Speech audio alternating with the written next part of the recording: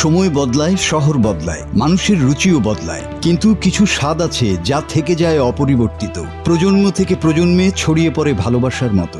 ঢাকার অদূরে আশুলিয়ার শিমুলিয়া বাজারে এমনই এক নাম পাগলা ঘোষের মিষ্টি, যাতে লেগে আছে ৭০ বছরের পুরনো স্বাদ, স্বনামধন্য ইতিহাস, আর প্রতিটি মিষ্টির দানায় মিশে আছে ঐতিহ্যের ছোঁয়া।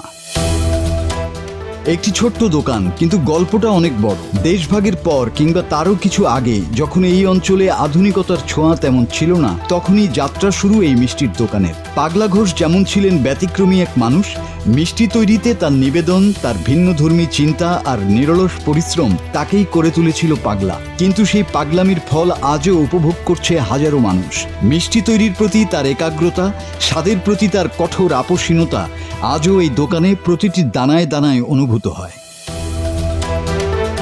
আজ পাগলা ঘোষ নেই, সময় তাকে নিয়ে গেছে অনন্তের পথে, কিন্তু তিনি রেখে গেছেন অমূল্য ঐতিহ্য, যার হাল ধরেছেন তারই দুই সন্তান শঙ্কর ঘোষ এবং অংশু ঘোষ।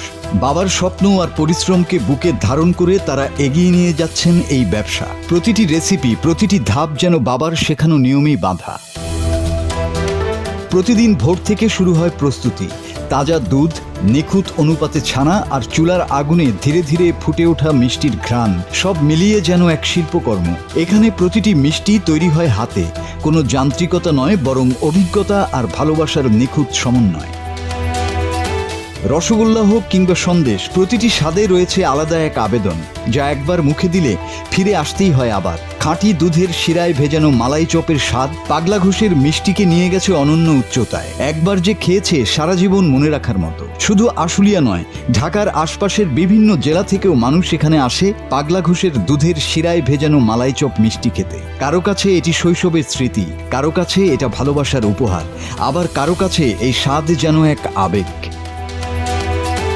একজন মানুষের স্বপ্ন, তার পাগলামি আর তার উত্তরসূরিদের নিবেদন, সব মিলিয়ে এটি এখন আশুলিয়ার গর্ব। ৭০ বছরের পথ চলায় পাগলা ঘোষের মিষ্টি শুধু একটি দোকান নয়, এটি হয়ে উঠেছে শিমুলিয়া বাজারের এক অনন্য ঐতিহ্য। সময় যতই এগিয়ে যাক, এই স্বাদ, এই গল্প বেঁচে থাকবে মানুষের মনে ভালোবাসার মতোই। Desk report, Bangla TV.